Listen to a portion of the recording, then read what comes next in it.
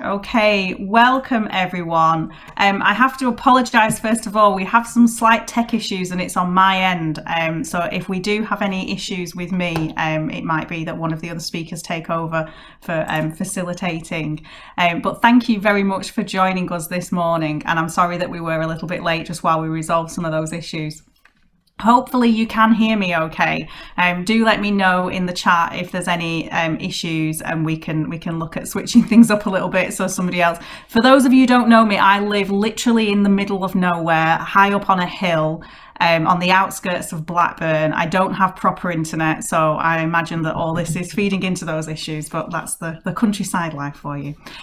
So thank you very much for joining us. Today's session is about collaboration, and I know there's some familiar faces in the group of people that have joined us today, so some of you will have attended these change chats before. But the history of the change chats basically is that we wanted to, right from the first lockdown, start to explore what it is about the pandemic that enabled organisations to make change happen in a very different way to what they did before, and what can we take from that in terms of learning for change management going forward in complex big public sector organisations. And this was a really strong theme for us as part of our research, that the rate of collaboration, the scale of collaboration was just massively escalated during the pandemic. And we're working at the moment with quite a lot of organisations, particularly in local government, but other types of organisations too, that are really hoping to build on those foundations and to keep that partnership way of working, whether it's partnership with internal staff, whether it's partnership with external organisations, or whether it's just working much more closely with communities. People want to keep that going. So that's really what the session is about today. It's about how do we take that learning and how do we keep that going. We do record these sessions, but only the speakers are visible on that recording, so you can have your camera on or off. It's entirely up to you, and we will be live tweeting, so if you want to follow along with us, then just head to our handle on Twitter is Trueman Change, or we also have one which is TC Change Chats, and I'll use the hashtag Change Chats. Basically, this is about building on what we talked about at the last event, which was about kind of a more human approach to change, but much more specifically around how do we collaborate with others. So we have some brilliant speakers for you today. We've got a really strong panel. Our first speaker is Sanjay Mackintosh, and I'm going to pick on him first because he has been a speaker for us before, so he's on an old hat at this. And what's interesting is when we last had Sanjay on our panel, it was actually, I think in 2020, in the depths of the pandemic, at which point he was working with Haringey Council and was very instrumental in setting up the sort of community response to COVID at that time. But he's now working with West Sussex around, specifically around their kind of adult and social care programmes, to look at how we can do better partnership working there. But Sanjay's the director of a company called Roretti, and he's also brought his colleague Louise Hopton-Beatty with him today, who also works at Roretti, and they're going to talk about that work around how you get that partnership environment, what they're working on in West Sussex, and what their reflections are on what collaboration could look like going forward. We also have Afrasiab Anwar, who is the leader of Burnley Council, but prior to his political career has done lots and lots of work at grassroots community organisations, which I think will be just as fascinating to hear about that perspective as it will about the political perspective, because I think one of the big changes I've seen, and Burnley, for those of you that are local to the area, will know they're my neighbours. I live in Blackburn, and I know that it's been really important in the response to COVID, that real partnership between big public sector organisations, but also those grassroots community organisations. So I'm really looking forward to hearing about that. And finally, we have Dr. Robert Milford, who has a PhD in partnership working. So I'm really excited to hear about the much more academic side. There's those of us here, or certainly me, that's kind of making it up as I go along and hoping for the best. But I'll be really interested to hear about your research and also your work, again, working with both the public sector and the charity sector, and bringing that expertise around, real good quality governance and collaborative working. So yeah, a really brilliant panel this morning. So thank you very much for joining us. So Sanjay, I'm going to come to you first just because you've done this before. What's your initial reflections on partnership working and collaboration as a result of the pandemic? What do you think's changed? Nice question to start with. Hi everybody, and really good to meet you, and thanks for the introduction, Lucy. It's also really good to see Mark Bajan. Hello Mark, good to see you again, and I believe you're over in Redbridge now because one of my former colleagues is one of your staff members, so lovely to see a familiar face, and good to meet everyone I haven't met as well. Wow, what big question. So what's reflections on partnership working in the last couple of years? I think some of the introduction you set out there, Lucy, is kind of really helpful in me answering this, because I think the first thing I would say is that, and this is more from a local government perspective, local authority perspective, I do most of my work at the moment with local authorities, and that's, some of it is by choice, because I think, I believe in the model of local democracy and communities, and how communities kind of, how they exist, how they are empowered, and what the role of the local authority is to help achieve what communities want and need. And I've worked most of my career in London, where the diversity of communities is really stark, but I'm also doing work outside of London where it's different and a bit more dispersed, particularly around the geography. So I think my reflections, or my initial reflections on your question, Lucy, is that I think in the last 2 years we have understood better in local authorities what communities are about, who they are, what they believe in, what role they can play when things that sometimes organisations that we all may work for, or public bodies in particular, can be quite bureaucratic and unintentionally put barriers in place. When those are released, what it can release in people and how much they can engage and actually start to, I guess, solve problems that no one has, or no single person or authority or organisation has the answer to. And just to draw on a couple of examples, as you said, and this is, Mark and I know each other from the Haringey era. I think, Mark, you were in Haringey at the same time that I was, when we, at the beginning of the pandemic, so 2 years ago, almost to the day of the first lockdown, we went straight into kind of crisis mode. Nobody had a clue what they were doing. And I think that's fair to say 2 years on that everybody reflects on that particular first period and in a similar kind of way. But what we knew is that we couldn't do anything on our own. So we just dropped everything and went to kind of who can help and what are we trying to achieve, and try to do the right thing, as I call it. And I think across the country, it's fair to say that everybody achieved a huge amount in operating in that way.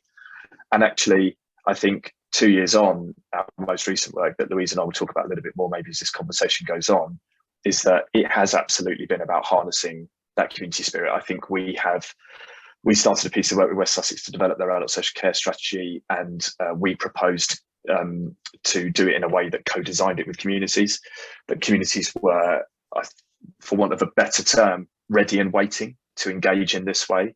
And yes, have been wanting to do that for some time, but the timing of coming out of the latest lockdown and the measures changing again in the autumn of last year was very much a kind of, come on, we're now starting to think about the future. Let's do that together in the same way we dealt with crisis together.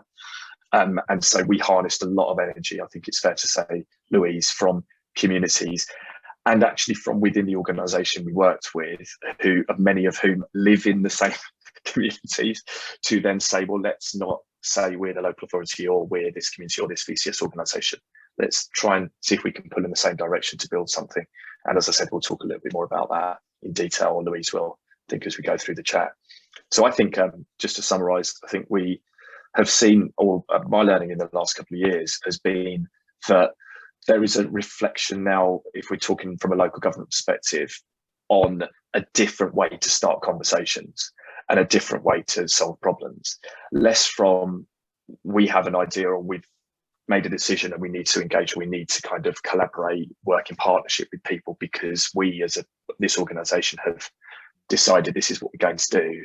I think there is more of a push now to, we don't quite know how to solve this problem, or here's an issue or a challenge we have. It could be something huge like climate crisis, or it could be something really specific.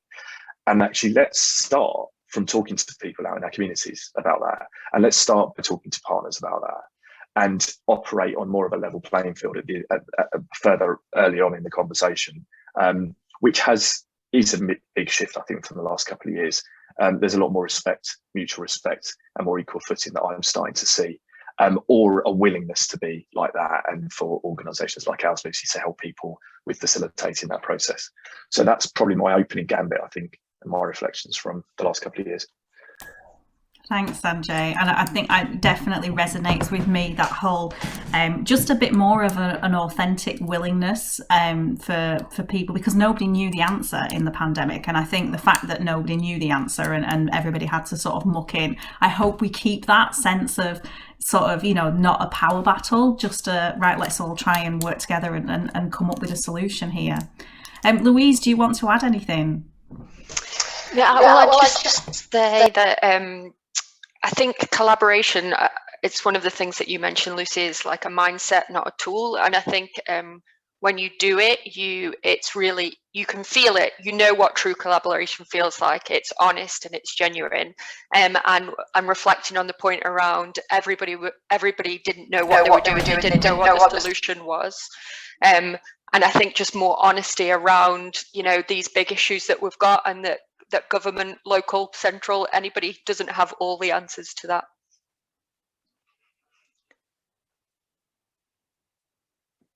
I think we might have lost Lucy there. I'm so sorry, there's somebody at my door, so I had to just quickly run and let them in. Okay, Robert, do you want to give us your reflections from that academic perspective, and also what you've seen during the pandemic, because you've done lots of work in this field? Yeah, I mean, I think the last couple of years for me, what I've witnessed is definitely that people factor, the human element coming through, that willingness to try things together. Certainly historically, I mean, quoting literature from the sort of late 90s, early 2000s, you had sort of Huxley and Bangan saying, if you can do it alone, don't work together, it's too difficult. So you had a lot of challenge, and certainly things like shared services and local government and some of these big multiple organisations coming together were always tricky. And it's a lot of it is to do with the sort of the cultures of organisations. They develop their own cultures and they try and smack them together. And unless you have that empathetic sort of willingness to bend and flex how you behave, those sort of collaborations aren't going to work. And certainly I think the pandemic has really forced that issue aside, to the point where there is more willing to bend the rules at one site to fit the other site in, and even rewrite the rules now. I've seen several shared services of old that I've gone back to, and they've rewritten all their governance to allow for that greater flexibility. Even simple things, when it comes to sort of policies in the public sector, there's a lot of them, and there seems to be a reluctance to change those. But thanks to the pandemic, a lot of them being torn up and rewritten, they're far more beneficial and flexible for sort of collaborative working.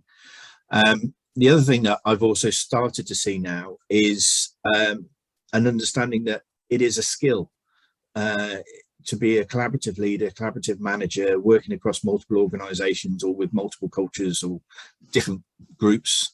There is a requirement now to learn new skills. Certainly with the universities I've been working with, and indeed my own research was all about the need to create collaborative managers and collaborative leaders, because your basic MBA programs and things like that talk a lot about working within one organisation, and not the idea of how you're going to work across multiple ones. Your concepts of marketing in the true sense of the ability to keep your customers satisfied really comes into the fore when you're working with partners. You have to keep your partners satisfied, the same way as I have to work with my wife on a regular basis to make sure that the relationship stays on track. It's very human, collaborative working. There is massive amount of trust required.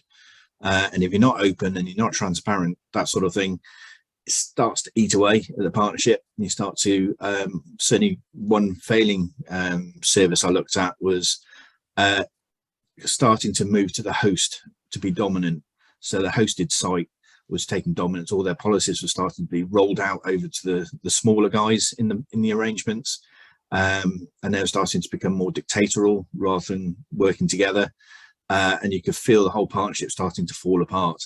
And it took an awful lot of effort to swing that boat back round again, to point in the right direction. It was literally like the Vikings on one side of the boat were rowing the other way, and it was starting to just completely turn. So yeah, I think for the last couple of years, COVID has knocked so many of the rules out of the way and had to force new learning. And for me, I'm starting to see that now come through in training programs and things like that. So you're getting skills out there to the individuals who need it. Thank you. So I think the skill thing had not really occurred to me, but no, we don't actually train people in collaborative working. And you're right, a lot of leadership and management programs are around being part of a corporate organisation. And one of the things I do find interesting is when big organisations try and work collaboratively with smaller organisations, that power imbalance, and how sometimes one of the pieces of work we do quite often is something called culture mapping, where we look at what the symbols and rituals are and how that drives behaviour. And actually there's a lot of symbols and rituals when you take, for example, a local authority working with a small community group. Often the local authority is in a big town hall, it's a very formal setting, so there's all these kind of like messages all the time of authority and power, and then little community groups that don't have any of that, trying to create a balanced partnership there, I think can be challenging. So Afrasiab, I'd love to hear your views on this, because you have worked on both sides of that and been in those grassroots community, probably trying to get money out of local authorities, and now you're a leader of one, and that must have been an interesting transition. I'm sure you got some great perspective to share with us. Yeah, thank you, Lucy. I think the first thing to say is just picking up on what Robert said when he said about training people and collaboration. I want some tips off him in terms of how he's managed to get an equal partnership with his wife in terms of, and how he's negotiated. I'd like to know how he's done that. But I think from having listened to what's already been said by some of the other speakers, I think from our point of view, and firstly from a council point of view, what we recognise is that, and most people, without turning this into something that's political, government resources are not what they were 10, 20 years ago. So, we don't have the budgets that we used to have. And so over the past 4 years, since I've been involved in local government and as an elected member, one of the things that we recognise straight away is that, one, as a Burnley, we're not big enough to go it alone. And so we need to collaborate. And the other thing is that we don't have the resources to be able to do everything that we want other than the core services that we provide. So in order to deliver on all of that, what we have to do is we have to engage our local community partners. We have to engage grassroots organisations. And so that's the approach that we've taken. And throughout the pandemic, that is something that we did by establishing an organisation that was set up to deal with the issue of COVID and known as Burnley Together. But off the back of that, 2 years on, that is something that we are going to sustain. The focus of that and the work of that will change, but what it will deliver is actually delivering for our communities on those issues that matter to them and affect them. And I think one of the other things that with 20 years of experience of working at grassroots level and with grassroots organisations, what I recognise now, being in that town hall and making those decisions, is that the community, voluntary and faith sector has always been seen as an afterthought. Right, so we've got a little bit of funding left. We'll give that to the organisations. And what I always said when I was on the other side was that actually, if there's £1,000 that's given to the public sector, they can make it go so far. But you give that to a grassroots organisation, to a community organisation, they will make it go 10 times further. And so you get more more results, more outcomes for that investment that you will make. And so that's one of the things that we push. And I think the other thing that we sometimes ignore is that the people who are running these community organizations, there's a lot of talent in there. So either retired people who have worked in private, public sector, who have lots and lots of skills, lots of expertise, but also lots of other talent as well, where young people and emerging talent is also developed as well as part of that. So I think sometimes that gets ignored, and we refer to them as the voluntary sector. And I think what we need to be doing is investing in them and seeing them as the not-for-profit sector. And so they will make those resources go further. And from my point of view, I think what I'm pushing for, and as leader, and I'm up for re-election this year, so if I get re-elected, one of the things that I will be pushing for is that collaboration, because I think we in Burnley have had a number of big projects that we would never have got over the line if we didn't talk to one another. And what I'm pushing is saying that, well, actually, we might have difference of opinion, but what we want the best for our town. And so the way that we do that is only by talking to one another. And so so there's this sort of shift in the change, the way that politics is run as well. And that's something that's coming across, hopefully, or it's something I will be pushing anyway. Thank you. And just on that, I know you said that your kind of shared sense of purpose there with other people outside of the council is that you want the best for Burnley as a town. That brings me really nicely on to my next question, because I think one of the things that's most important in any sort of change, whenever you're trying to make change happen, even internally, but even more important when you're collaborating with others, is creating that shared sense of purpose, because it becomes that anchor that you then bring everything back to, so you can then challenge, well, is this going to help us get the best for Burnley Town Centre? How did you find creating that shared sense of purpose? How did that go for you? I think it's what other colleagues have touched on already, is that when you are having those conversations, historically it's always been that we've been talking at those organisations as if we are the we hold all the cards. And I think the approach is actually, no, this is true collaboration, it's true partnership, where we're all sat round that table as equals and we all bring something to the table. It's not always based on who has the biggest access to resources or access to funding. It's actually who's bringing skills and expertise to that table. And that's one of the things that we've recognised, and which is why I think we're making huge inroads into the way that we're pulling people together, and that's been really, it's been seen, recognised, but also very effective as well. Thank you. And Sanjay and Louise, how have you gone about creating that shared sense of purpose? Because sometimes it's conflicting, isn't it? And sometimes, there are situations where, often to do with things like budgets or, ways of working, that people get stuck in the weeds of the mechanics of how to work together and forget and lose sight of the reason and the purpose why working together is important. How have you been finding that in your recent work?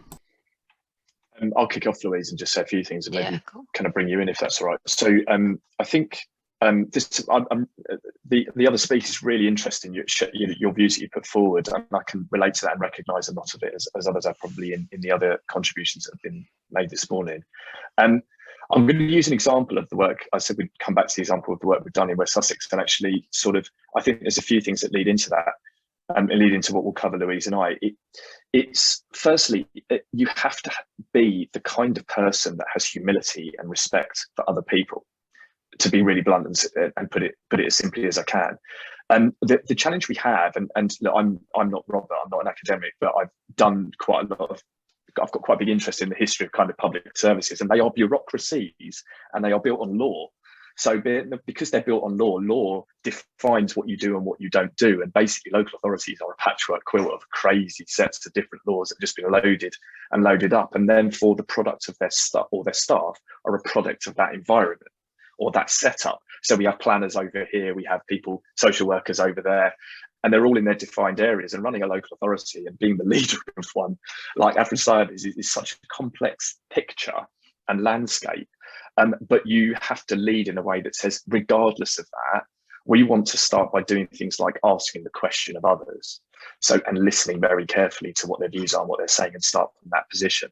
And so the work that Louise and I did, we developed, and as I said, co-designed an adult social care strategy for the county of West Sussex, working primarily, on behalf of our client is the council. And we started that piece of work and had to do some persuading ahead of it, but we started it with a simple question. We led this work with one question, which was, what is your vision of a good life? So we didn't talk about services, we didn't ask a question about services, we didn't ask people to engage with this piece of work in that way. We actually went to the outcome, which is what people want from whatever services or whatever support they provide for and care they get as adults, is that they want to have a good life. So let's ask that question.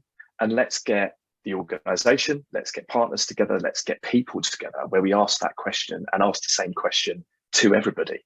And just to break it down a bit, we asked it to staff. We didn't ask them what their vision of a good life was. We asked them what their understanding of the people that they support is their vision of a good life. When we talk to the people themselves, we ask the question directly.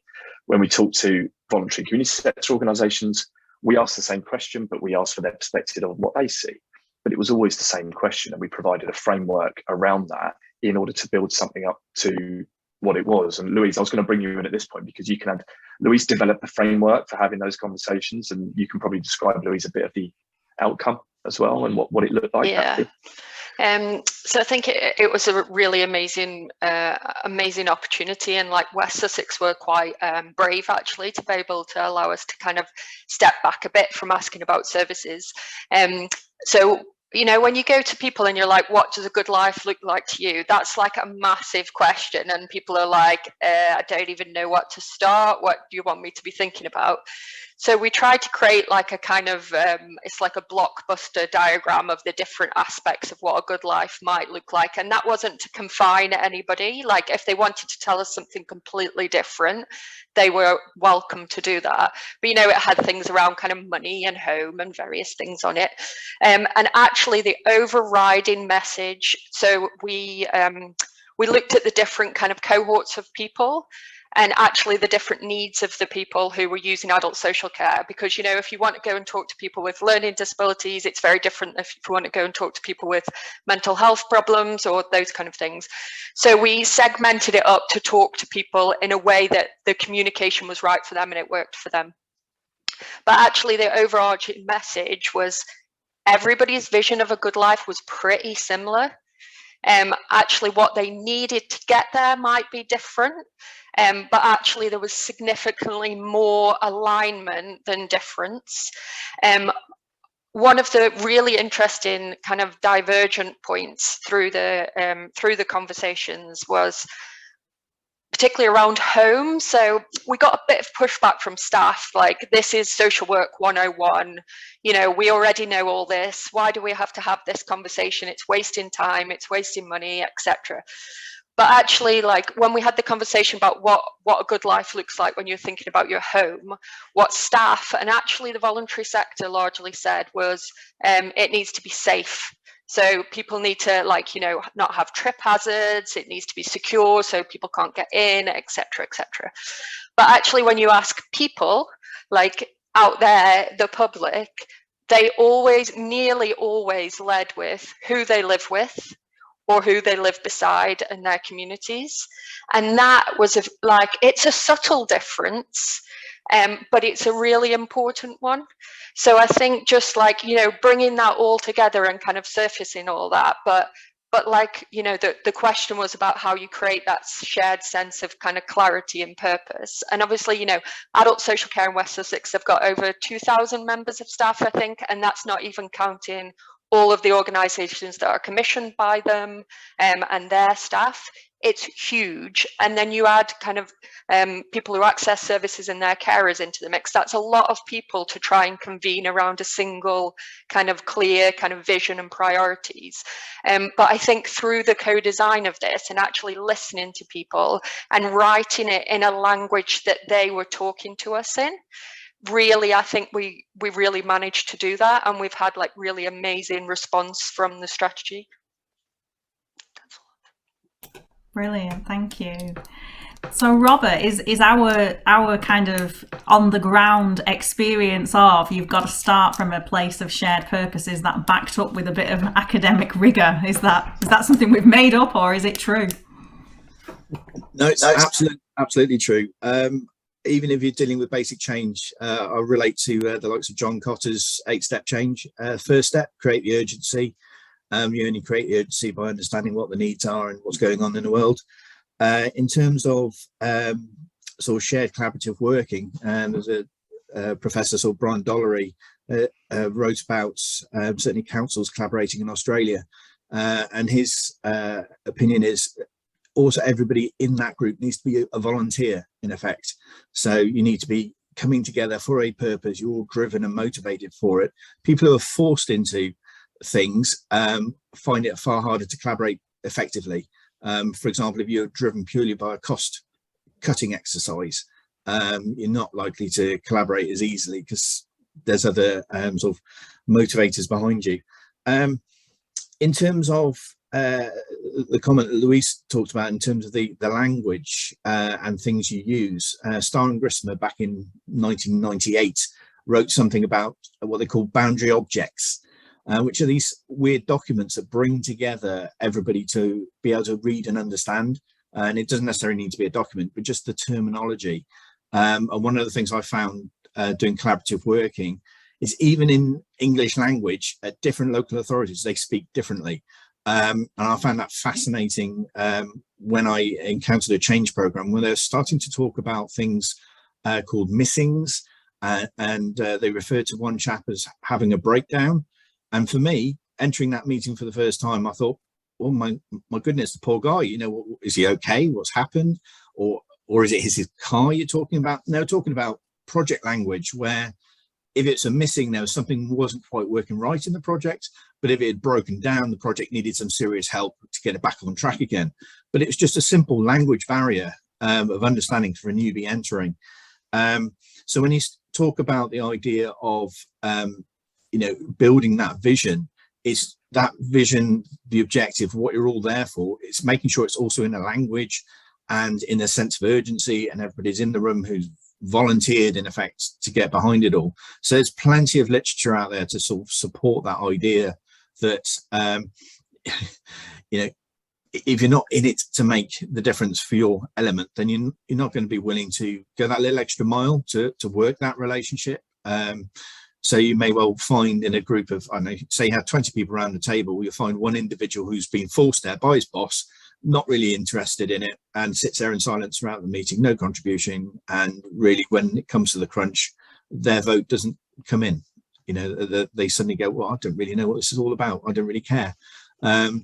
So for me, when you're dealing with those sort of collaborations, yes, create the urgency, create that vision, create the drive, and also then back it up with the understanding of the language. And I think that probably sums it up academically, I think. Thank you. I think the language point is a really good point, and something I've certainly come across when working in those kind of partnership arrangements between local government and health. Completely different language, set of language, completely different drivers there. I can see Sanjay and Louise, you're both nodding. Have you come across that too?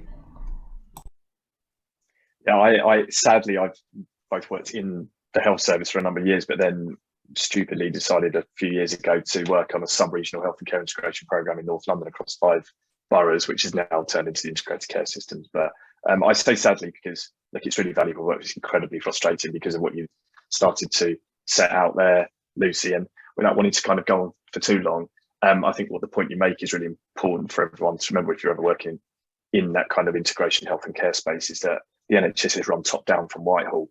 It is a locally delivered, nationally run setup. Local government is completely the opposite of that.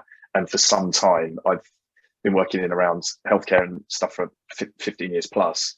The move towards what real kind of local delivery of a health and care system has never been achieved. It's always been kind of more of a bureaucratic answer that tends to come from the NHS, rather than a kind of locally driven answer to, you know, based on the things that Robert has shared and others around sort of what the needs are, what kind of, you know, that bottom up kind of view of what local people need, what their needs are, what they want, and what looks good for them, that kind of thing.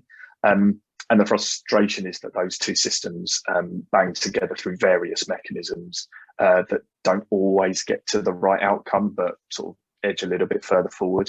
And the other thing I'll say in relation to kind of collaboration is that I don't blame the NHS system for the way they operate as much as they don't probably us, but I do understand why. So if you are a senior leader or a leader in the health service on the managerial side, so not clinical but largely managerial, you've never been brought up in a system where what we expect and what we appreciate in local government, because of the way we work and the fact that we're locally, you know, we're run by locally elected members like Afrasiab and others. What that brings and how much it does develop the skill set of mutual respect and respect for the communities and equal footings and the opportunity to build those relationships. So often it plays out in the health service as big Uber board and patient representative is your collaboration opportunity with communities. Whereas in local government, we start from a very, very different point. And yes, there's much more road to travel. We need to do better. And I think we've talked about that already today in local government, I mean, but it's nothing like how the health service is running. I think they really struggle with understanding the concept and the purpose, because it's not how they're run. They're filling out spreadsheets and sending back performance. It's a performance system. and it's a national illness system. It's not a preventative system. It's not where all the money is and so on. So I think I dressed it up badly at the beginning. It's incredibly frustrating to work within, but it's hugely valuable. It's the game changer this country needs, really, is a properly local integrated system. And I think local government is the place to lead that, really, or the setup to lead it in public services, not anything else. Can I just pick up a second about a point that Robert made about people have to volunteer for this? And I think it links back to the skills point as well. I think that is so true. So when we were developing the adult social care strategy, we got a group of staff together who helped to co-design it. So what questions we were asking, who we were going out to, how we were going out to, and all of those staff volunteered to be part of that process. And some of them came with really amazing skill set. They knew how to do this. Some really wanted to be involved because they were on a journey to understanding how to do it better. But yeah, I just wanted to echo that volunteer point that Robert made. Thank you. Afrasiab, have you found, you must be working with lots of different organisations in your capacity as leader of Burnley Council. Do you find that you have to keep relearning different languages almost with different organisations? Do you find that's a barrier? Yeah, definitely a barrier, because obviously you end up being on various different boards, various different meetings that you've got to attend, and when you're not a specialist in just to use the example of health, and all the jargon is used, and it is very sort of NHS, you turn up at the meeting and you're not quite sure what the terminology is, and I think that's where the approach has got to change. It's got to be more about, actually, rather than focusing on the NHS side of it, it's got to be actually looking at how we can use the skills of all those people around the table. And just to pick up on Sanjay's point around, some of these organisations are run top down and don't really have an understanding of what local community is about, and they forget then it's that those are the communities that they need to be serving, so they need to have a proper understanding of that. And then what happens is we get, and we're going through similar processes as what Sanjay described, is that you're setting up these new boards, but a lot of the time, because the local knowledge isn't there, what ends up happening is they just play musical chairs and give it another name, and you just go full circle. So 20 years later, you've gone full circle with something that already existed, and then what we do is we end up doing the same thing over and over again, and then expecting different results, and then wondering why things have not changed. And I think that's why it's so important that when we're talking, and we've got to keep the language plain, so that all those people, all those partners around the table, whether they're experts in health or in policing or whatever it might be, they don't need to know the jargon. What they need to know is what can they bring to the table, and sometimes it's that jargon that can put people off and make people switch off as well. I think it's so important that, but that's where it comes back to what I was saying earlier on about that equality around the table and everybody having an equal say and equal partnership, and there's no one senior partner as part of that, and I think that's really, really key. Thank you. I just want to bring my colleague Rachel in, who's been with us for a few months now, but during the depths of COVID was working at another neighbouring borough, Hyndburn Council, and very much in their community hub, their version of Your Burnley Together. What was your reflections, having gone through in quite a frontline role, really, in terms of keeping that customer service going at a time when all of a sudden, I think it was around 40 different partners had to come together very quickly and deliver for the people of Hyndburn. What are your reflections, Rachel? Where to start? My reflections on collaboration, I'd want to echo what Sanjay and Afrasiab have just been saying about this sort of power imbalance between national and local authorities, and I'm nodding along like a nodding dog because I've worked on welfare reform with the DWP, and they've turned up to meetings with literal scripts of what to say and how to say it, and tick box exercises, and as an example of immediate barriers to collaboration, we came away from being a really small local authority where every 10 people, the same 10 people do the same thing, all the things. And we were really empowered to make decisions, you know, decentralized decision making, and it was so alien to us. And as a small local authority, it's easy to get a bit of a chip on your shoulder as well about sort of the two-tier structure. You know, Lancashire County Council might be authoritative in some areas. But when we developed the hub, we came to it with all this sort of, with that chip on our shoulder, with that baggage, because we didn't want to do that. And we were keenly aware that on a micro local level, we were that authority. And so immediately sort of debranded away from the council. We developed quite consciously. I know it didn't seem like the greatest priority in the right at the height of the pandemic, but we branded ourselves as something slightly different. Because we wanted to come together under a new label. We wanted people to feel part of really starting something from the beginning, not the councillor giving out instructions and you minor community people are going to be doing work for us. That's completely the attitude that we didn't want to give out. And bringing 40 organisations together, it's now about 60 in the Hindburn Hub, and we've just been invited back at Trueman Change to produce a collaboration toolkit for them. You know, they've been doing this for 2 years now. They want to formalise it. They don't want to lose what they've learned, and they want that momentum to keep up post-pandemic, dare we say it. So my experiences of bringing together 40 organisations was that it was exhausting. We were all exhausted, but it was exhausting, but it was worth it. It was exhausting at the beginning, but it immediately started feeling a lot easier because that equality and equity was there. There were no massive egos. Everybody's contribution was welcome, even if you were 2 or 3 volunteers working in a food bank to, you know, really well-established networks. Everybody had an equal footing. And in terms of the sort of the branding and the collaborative approach, the co-design approach, it worked tremendously well because, and I think what is key is that the council didn't take that authoritative approach. We didn't wade in as the big authority with all the money and all the community groups were at our mercy. That's not the way it worked. Everybody had an equal footing. We had a very clear structure, and we brought in one of our members, but a really popular local celebrity, as I like to call him, Munsif Dad, to chair the group. And his ability to bring people together was absolutely brilliant. The group's still going.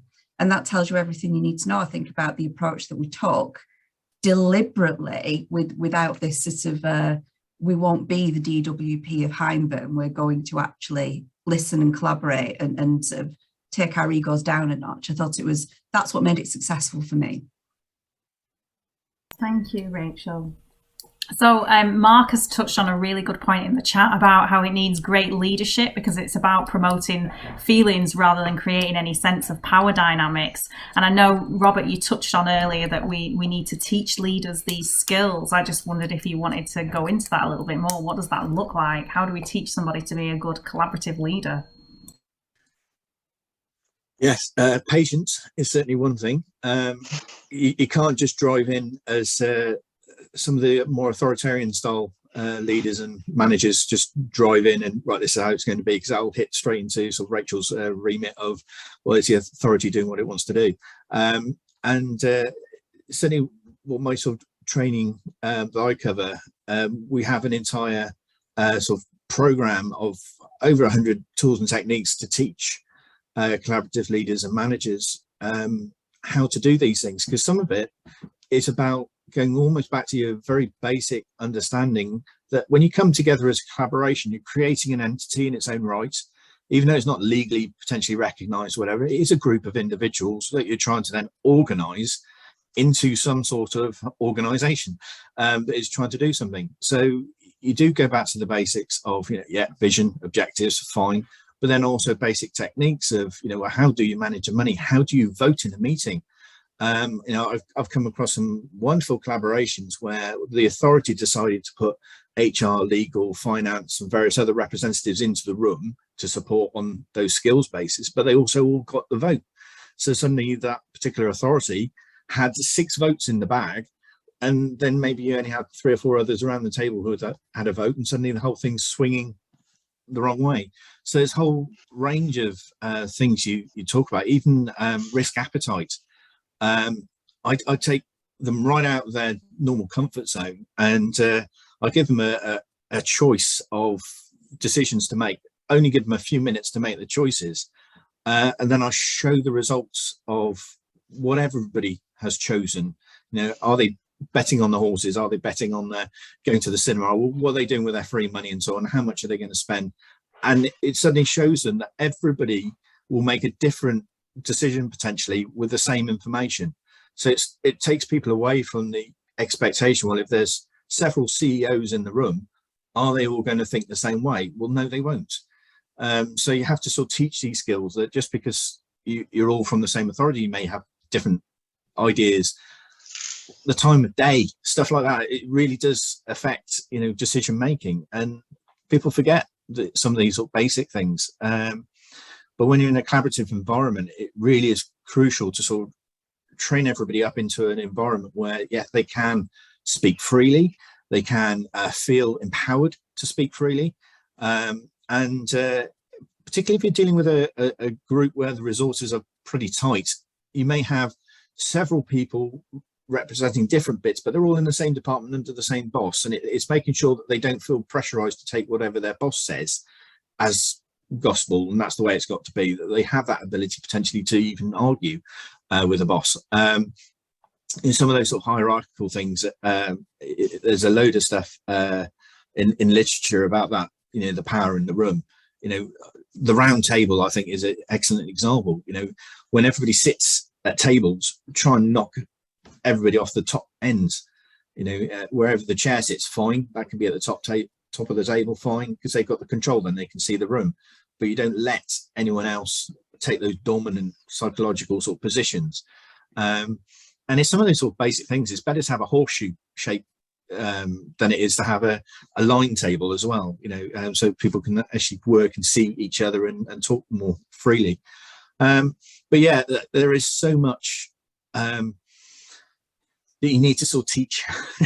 Like I say, I've spent years now sort of crafting up skills courses and stuff for that sort of thing, because it's just not the things you will be used to when you're working with a single organization. If you've grown up on you know, I started out as an auditor, worked up, became senior auditor, became an audit manager, became head of audit, up the line, there we go, job done. But I knew nothing really about how then would I manage multiple organizations. You know, all my training was, you know, very much up that single line. How do you branch out then? How do you manage that difference in culture, the difference in value, the difference in power? Yeah, there's quite a bit to learn. Thank you. And I personally find that power thing the really fascinating part of the conversation, because I think it's so hidden and so accepted that we almost don't recognize it. But the other thing I think is something that happened during COVID that I worry about slipping back, is that I think it's really important that leaders have a level of resilience and an ability to cope with ambiguity when it comes to collaboration, because of exactly what you just said, that not everybody holds the same view. And I think that is a challenge, because we do like, the clue is in the word organisation. We like things to be organised and predictable, and I think in collaborative working it is less so. So I do think that's a challenge. The other thing that I wrangle with as a consultant, and I'm going to come to you, Afrasiab, for your view on this as the person on this call that's not a consultant. But I think it's interesting that, you know, we're doing a piece of work for a client at the moment that is to create a collaboration toolkit. And Louise, you referenced that you're creating a framework for co-design.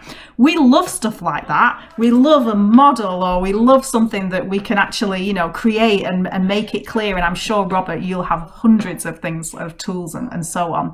But actually, are we at risk of moving away from the spirit of co-design and collaboration by almost over-engineering it, because it should be very human? And I think there's getting that balance right, isn't there, with giving people the tools that they need to do it, but also not creating, there's a quote I use, which is, to somebody with a hammer, everything looks like a nail. And sometimes, you know, the change curve is a brilliant example of something that's batted over the heads with people and isn't necessarily that meaningful. So what's your view as a leader of a council? You know, what's the right balance of a bit of structure but not losing the spirit of it?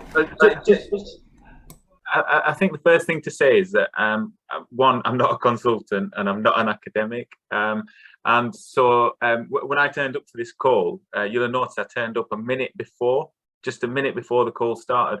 And the reason that's deliberate, and the reason for that is I hate icebreakers. I hate that structure of all of that kind of thing, and it's something that really and it's always been the way. And I think leadership, I think, yeah, there's the academic side of it, and from a consultant point of view, you can teach certain types of leadership and explore all of that.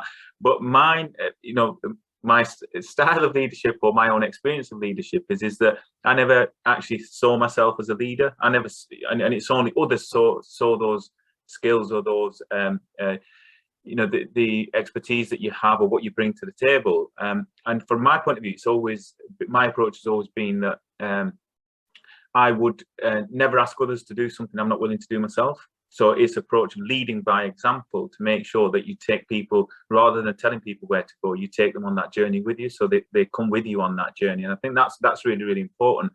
But that's not saying that the training and the other opportunities are something that need to be frowned upon. I think it's still important that we provide those opportunities where you're talking about consultation. But I think the other thing, from my point of view, is that we have to, as a leader, we all have certain skills and attributes and what we bring to the table. And I think sometimes and then particularly with politicians, sometimes the ego gets the better of us, because we think we're leaders now, so we know everything. And I think what you've got to do is also recognize that, yeah, you have your limitations. So my approach is one of that. Actually, I've surrounded myself with people who have far more experience than I do, who have far other skills that I don't have. And I remember when I became leader of Burnley Council, and I had to pick my cabinet, and I rang up one of my colleagues, and he was really surprised. He said, "I didn't think you'd be offering me a job on the cabinet." And I said, "Why not?" He said, "Because we always disagree." And I said, "That's exactly why I want you on there, because I don't want to have an echo chamber where the people are saying the same thing that I want to hear." And that's really important. And I think that's what leadership is about, is recognizing what your skills are, what your attributes are, but also what your weaknesses are as well. And being able to recognize the skills that other people have as well. And that's always been my approach to it, but also leading by example. But as I said, I'm not an academic. I don't know the jargon, the fancy terms or anything like that. But it's a case of, from my point of view, it's about understanding the communities I want to serve, and having a vision. But we have the strategies and all of that. But my vision is what's my vision for my town? Where do I want our town to go? And then making sure that we drive towards that. And if that means then we've got to sit through some consultancy workshops, we've got to do a bit of academia, then so be it. Thank you. That's why I asked the question, because I think, certainly just speaking as a consultant, we love to create a model, we love to create a process, we love to create something that's, replicable and scalable. So yeah, it's important that we don't get carried away on that. Chris has made a really good point in the chat that the strongest skill is very much around empathy. Not sure we can train up in that. The other one that I think, based on what you just said, was humility. And perhaps, there's a whole other debate to be had when you say that you never saw yourself as a leader, that, perhaps those people that do are not best placed to lead, because there's a whole debate to be had around that. I think that humility is really crucial. I think on the humility issue, it's a really important point, because sometimes we can, lose sight of where we've come from, and my own personal journey of where I've come from. I think that's something that's really important to me. And I remember on the day that I became leader, the following morning, I was on a real high. I'm leader of Burnley Council, and I'm a person of faith as well. And what faith does to you is it always brings you, it reminds you of where you've come from, and that humility side of it. And when something happened to me, I picked my daughter up from school, and she'd had that lesson where they speak about what the parents do for work. And so I picked her up and I said to her, "What did you do?" And she said, "I told them, we had to say what mummy and daddy do for work." And she said to me that, so I turned around and said, "Oh, what did you say then?" She said, "Well, I told them mummy's a teacher, and I said that daddy sits at home all day." I turned around to her and I said, "What do you mean daddy sits at home? Well, he's got a really important job at Lancashire County Council, and he's leader of Burnley Council." And she went, "Leader of Burnley Council, what does that mean?" And I said, it means I'm the boss of Burnley. And she turned around and she said, you're not even the boss of the house. And that brought me straight back down to earth. And that is always a reminder for me in terms of humility. Always remember where you know what your roots are, who you are, and where you come from is really, really important, I think. So, but anyway. That's a lovely story. Thank you. Sanjay and Louise, how have you found the whole have you seen an increase in empathy and humility as a result of the pandemic? Is that something that we need to try and keep? Yeah, absolutely. I think we have. I think people are quicker to come to the table now, and I mean from all different kind of quarters of a local community or any geography really. But I think I really like what Chris and Mark have put in the chat as well about, and I know we've talked about it, and Robert's reflection is really helpful on the sort of training side or skills development side. I've closed the chat. I just want to check who said it, but yeah, it was you, Chris, that said you can't train up in empathy. You can't, but you can help people to reflect on who they are as leaders and people. And actually, I think when I've gone through that, I can't say that when 10 years ago when I was a civil servant that anything I've covered today or this conversation was at the forefront of my mind. I had no idea what engagement with communities were, yet I was a public servant. I had been for 10 years already by that point. But going through a process of not just working in an organisation where that is important, but more so focusing on the skills development of reflection. Who are you? What do you want to achieve in your life as a person? And then actually, what are the things that are really important in what you do? Is the sort of way in which you tune into people's skill set that's required for good collaboration. So you suddenly, in my experience, as personal experience, but you suddenly place empathy and listening and respect, mutual respect, as I called it, for others, more up higher in who you are and how you operate as a person. And then when you go and do whatever job you do, that then sits there as more important than it maybe did before. That only got to that through personal reflection and points in your life and your career. You do that, don't you? Like, what am I going to do next? Or I've done this job for a while. What am I going to do next? And I think it's more that draws out the things that I think Chris and in particular Mark have been alluding to in the chat and others have shared on this call. We have to focus on trying to help people to connect with this and actually lead and take risks in themselves, leading in that way. And I don't think that we necessarily encourage that across public services. I don't think it's something that is kind of a measure of success in an individual and how good their leadership is, but it needs to be. So I'm seeing more of it. Interestingly, some more and more conversations I've had is people going, I really want to be like this, or I really want to do that, but here's 10 reasons why whatever job I do or whatever system I'm operating in just prevents me from doing it.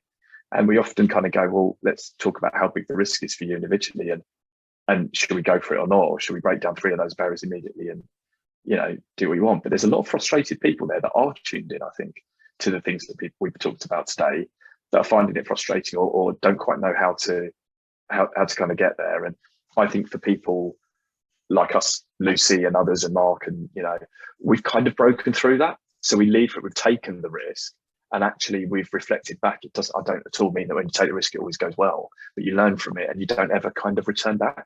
There's more people around wanting to do that, but not quite wanting to either take the risk or know how to do it. So that's probably my overriding reflection, really. Thank you. Louise, do you want to add anything? You're on mute, Louise. Don't know how that happened. Am I off mute now? Great. I think sometimes the public have a view of people who are working in local government as, just bureaucrat pen pushers who don't really care. And actually, where I used to live, the opening kind of conversation with people that you didn't know in the community was about how terrible the local council was. It was like, and I would have to sit there and go, well, I actually work for them, which was a bit awkward. But I think, it comes back to Sanjay's point, isn't it? It is about like people who work in organizations are people themselves with their own views, and it's how the system is set up around them to enable them to do things or not allow them to do things. So all of the, you were talking earlier about culture and all the symbols and things that go against what people say they want to do. So I think it's just like recognizing people as people and where they're coming from and what barriers that are in their way to make them like work in a way that they really want to work in. If that made any sense. It did, thank you. And I think one of the things that happened during COVID, and I guess this again takes us a little bit back to the power conversation, but also there is like a professional distance sometimes between public services and the people that they serve, and sometimes that's understandable. You know, nobody could be a social worker in children's social care and not have to put up some boundaries or some sort of professional distancing, because, you know, empathy is crucial, but equally when you're dealing with really difficult, challenging situations, empathy can become a problem. And that's why in those particular sorts of sectors, there's a lot of stuff around supervision and around making sure that those workers have the support that they need. But I think it's probably natural in services like, you know, the NHS, the police, local government, to almost distance from the people that you're serving, almost for your own sanity. But I think what COVID did was it reduced that distance, because it impacted everybody in some way. So I lost my dad to COVID in the first lockdown. You know, I run my own business, so that was very scary. Other people on the call might have been worried about their work, they might have been worried about family members, they might have been worried about themselves or children, or it impacted all of us in a very personal way. And I think that reduce that distance between the people delivering the services and the communities that they serve. And I don't know what the right balance is there of, you know, professionalism, but also creating that empathy with other groups. I think that's something that I personally think was really powerful about the pandemic. I don't know if any of the speakers have got any reflections on that, of what they saw, including you, Rachel, because you were very much at the forefront of being in a community hub. Yeah, I'd absolutely agree. I think one of the unusual things that was happening at the tops of the critical incident team is we'd spend 10 minutes a day chit-chatting deliberately. It was built into the structure of the meetings. We'd have a theme to say what films have been watching recently, who recommends something on TV, you know, that we were all locked down, so they were kind of like lockdown themed questions. But that sort of, that humanity brought the humanity back to the meeting. You know, we were all affected, and the recognition of humanity was something that, albeit we were all congenial previously, there was a real deliberate focus on the humanity and the humans that were there, because we were all impacted differently. And empathy for that impact was, you know, built in deliberately, and it made a really big difference, because there was just some recognition of the situation that everybody was suddenly in. You know, but you're absolutely right, particularly going back to welfare reform, you know, making very difficult decisions on policy that impact people in a really direct way. You do have to close your empathy off in some ways, but you try and maximise the benefits to as many people as possible. But during the pandemic, everybody was impacted, and it's really unusual to see some of the bins, you know, everybody was impacted by local government services all of a sudden, and it was a real leveller. It was something that really sort of stuck out as particular to the pandemic. Did you see that in Burnley, Afrasiab?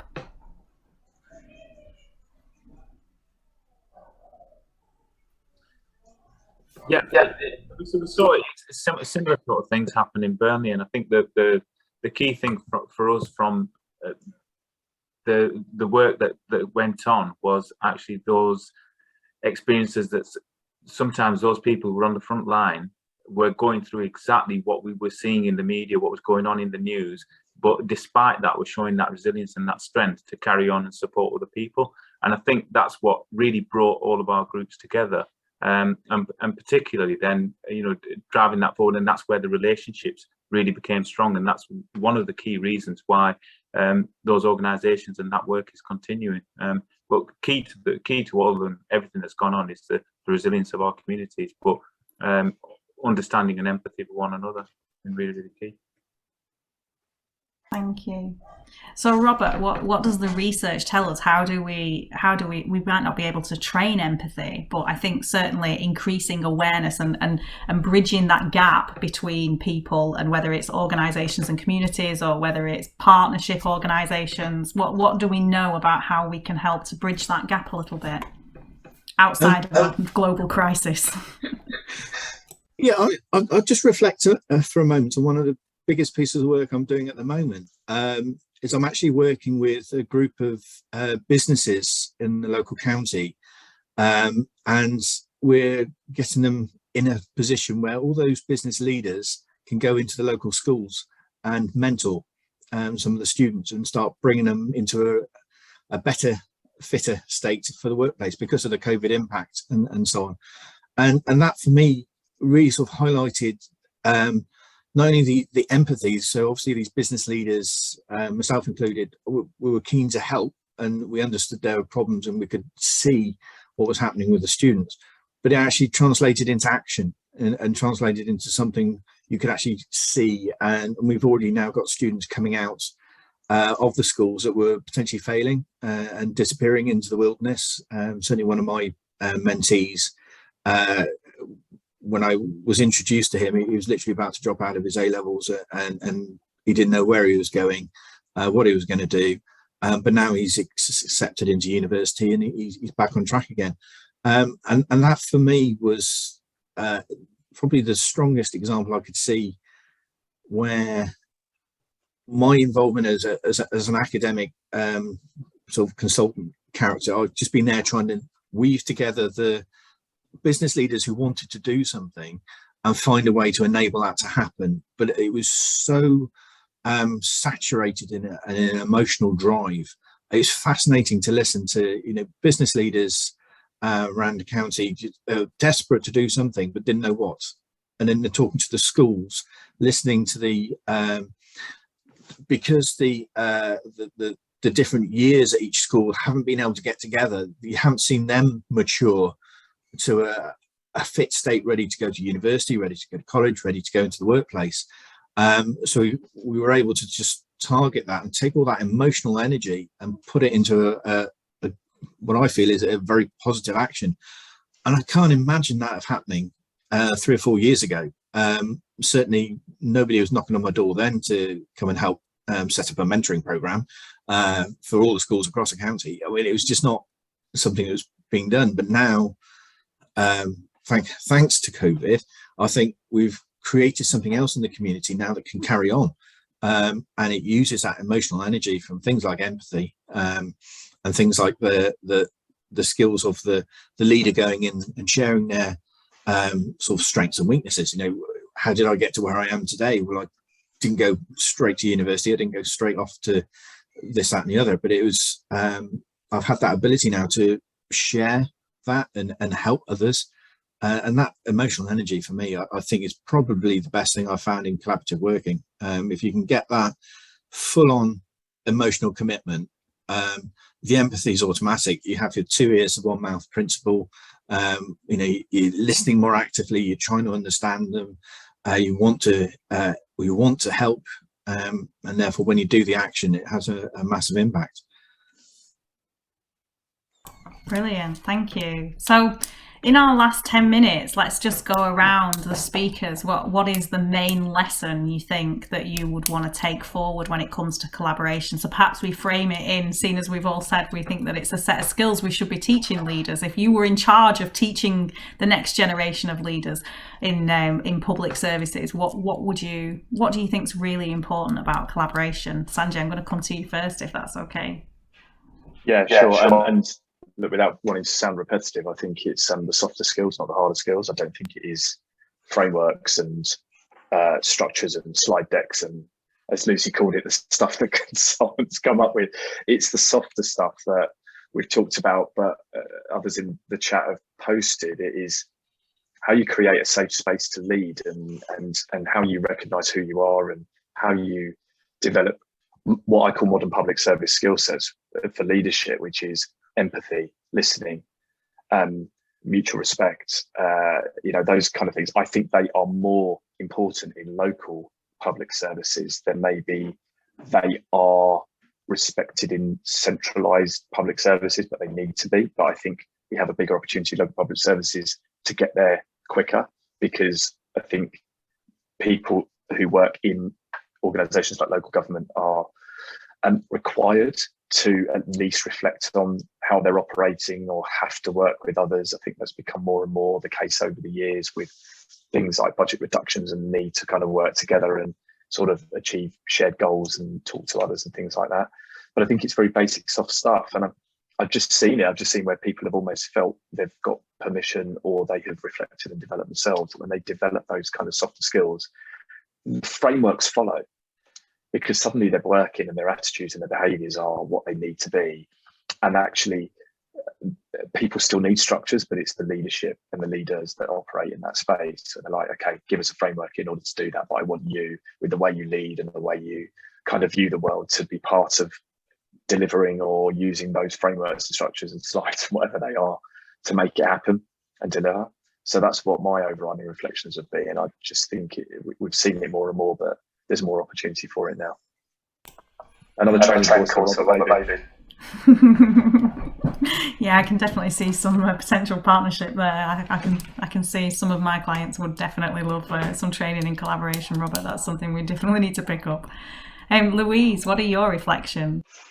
Yeah, just to echo what Sanjay said, that's the main thing, isn't it? But if we want to take it a step further, it's about, really, if you're a leader, you need to recognize the power dynamics and where you sit, and actually, like, yes, have a clear vision of where you're trying to get to, but leave the kind of route to get there open to collaboration. And you know, there's some really great tools out there, like open source tools, to really address power dynamics in events, in meetings. You know, the liberating structures is absolutely brilliant. I think, you know, you've got all your online interactive whiteboards. There is loads of tools, an increasing number of tools and techniques you can use, but as a leader, you just need to step back and say, okay, this is where we're going. Can you all work together to work out how to get there in the best way? Thank you. Robert, what are your reflections?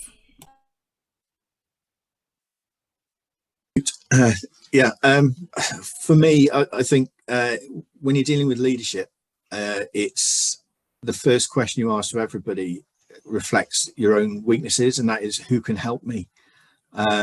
It's all about that humility, but you're having to lead, but definitely you won't know everything, and you do not know everything about every organisation that's potentially represented in the room.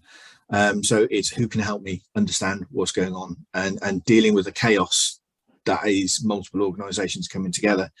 But also a particular skill for a good leader is spotting what we call boundary spanners, and that's people who are able to go from one type of culture to another again, and take information with them and move it around in a way that everybody they engage with understands.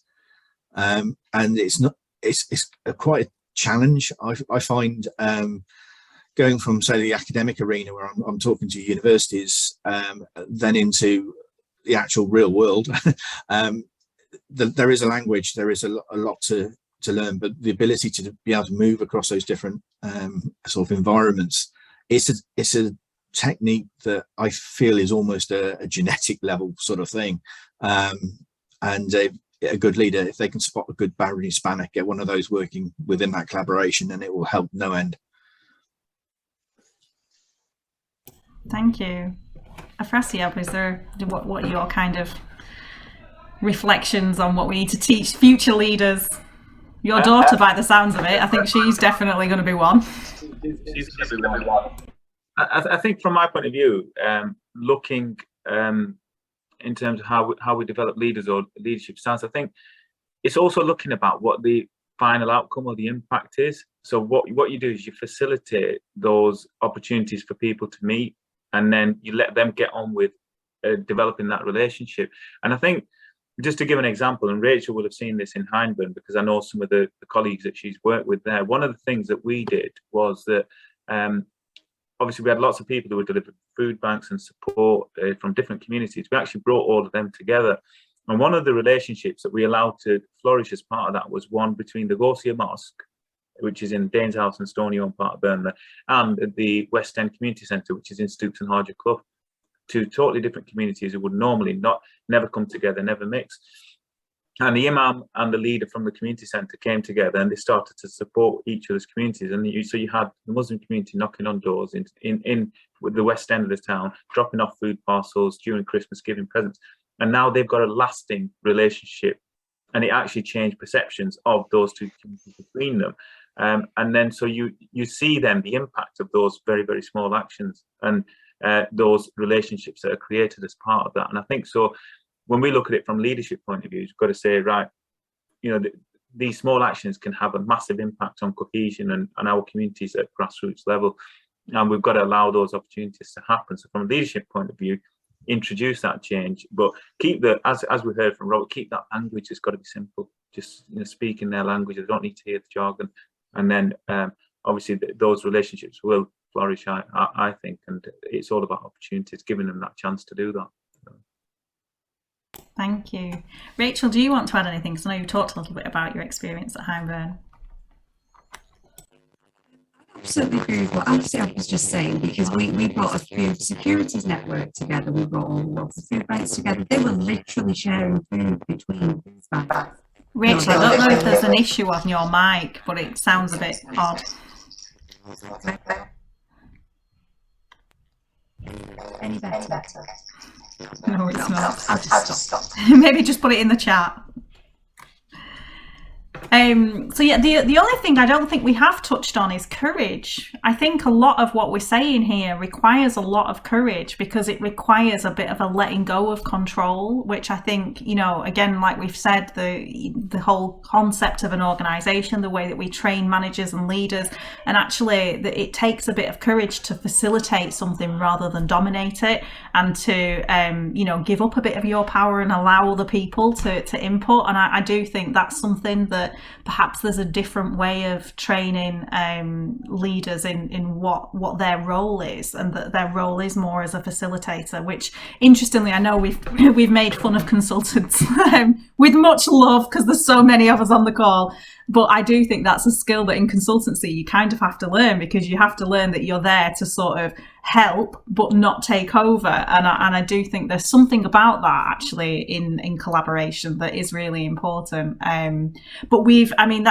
I can't possibly do a summary of all the things that we've talked about. I know we've touched a lot on skill, which is definitely something I'm going to take away, because that's not something that I often say we train people to be leaders and managers of business as usual, but we don't train them very well in how to deal with change. But actually the same is very true for collaboration, which hadn't occurred to me, so thank you for that nugget, Robert. Language we've talked loads about leadership, about empathy and humility. I love the framing of it being emotional energy and commitment, because that's the sort of unspoken bit that often in change programs it feels like you're kind of wading through treacle and you're not sure why, and nobody's saying it. People talk a lot in change about the concept of resistance, and I always say resistance is not the problem. It's almost a very passive, quiet resistance that you're not aware of. If somebody's quite vocally against the change, that's a good thing. You can talk about it, and also you might be wrong, so it's worth listening to people. But it's the kind of nobody's quite got the energy or the commitment that we can't see. I think that's a real challenge.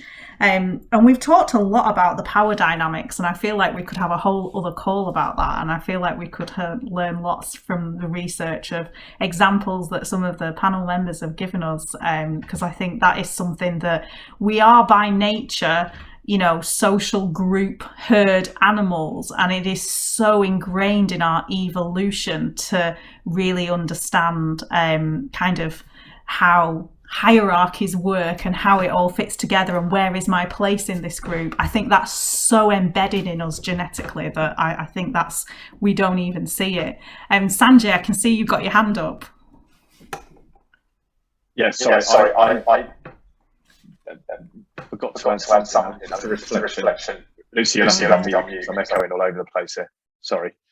Thank you, and I'll be really quick. I thought what Afrasiab said earlier about how he put his cabinet together was fascinating, and it made me think about a conversation I had. I'm a chair of governors at a school. Conversation I had with a head teacher last night, who was quite a new head teacher and has recruited different people and was having a bit of a challenge with staff now leaving. And when we unpicked it a bit, he realised that he'd been recruiting in his senior leadership team himself, so people who were exactly the same as him. And actually, the kind of courage you talked about, Lucy, I thought it is incredibly courageous, on top of all the soft skills and the harder skills that we talked about already, to bring people in on the basis that they will disagree with you.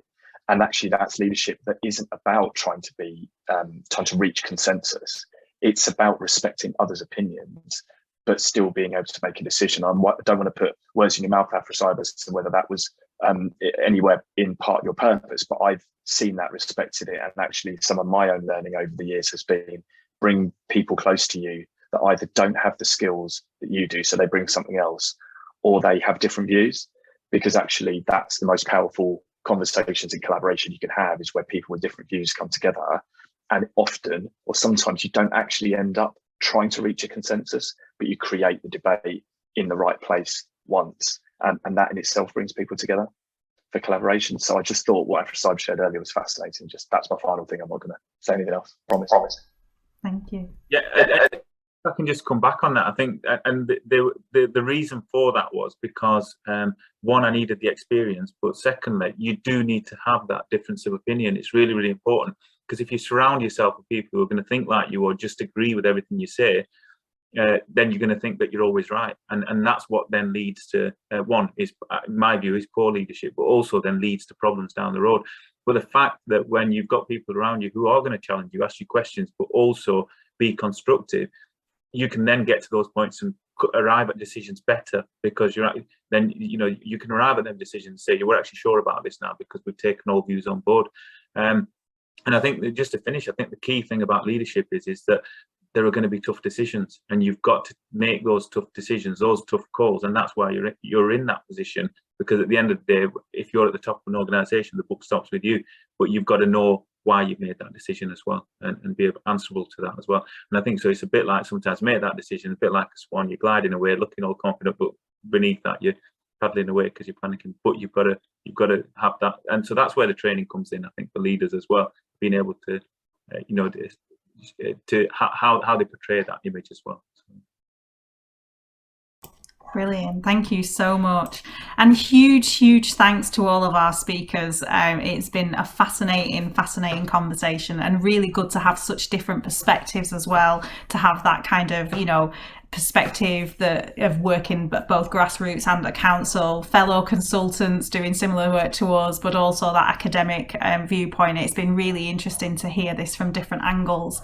Our session recording we will share via email if people want to rewatch it, or if you want to share it with colleagues that you think might find it useful that couldn't make it today. Our next event is in April, and that is open for registration now. It's on Friday the 29th of April. And it's another one of my favourite topics, which is about taking action. So that was the other thing that we saw during the pandemic, was that people kind of threw the bureaucracy out of the window and just enabled their culture. So my colleague Charlotte will be posting in the chat so that you can book onto that. We've got a new website which has gone live since our last event, and Charlotte's also going to post in a link to a new tool that we have launched, which is a change readiness tool. So it is basically a free little tool. You answer 12 questions, yes, no, or a little bit, or maybe, and what it does is it gives you a PDF report that tells you how ready your organisation is for change based on your responses. So it's really new. It's only been live about 2 or 3 weeks, so we would love it if you could complete that and give us some feedback. Tell us if you've answered those questions honestly. Does our report say the right things to you? And it's based very much around these lessons of how to do change well in a post-COVID world. So please do complete that and let us know what you think. And we hope to see you at our next event on the 29th of April. Also, we've not filled our speakers for that. So if you've listened to this and thought, I know somebody, or I am somebody that would have a lot to say on this topic, then please do get in touch with us, because we're always up for hearing perspectives from new people that we've not spoken to before. So thank you very much, everyone, and we hope to see you at the next one.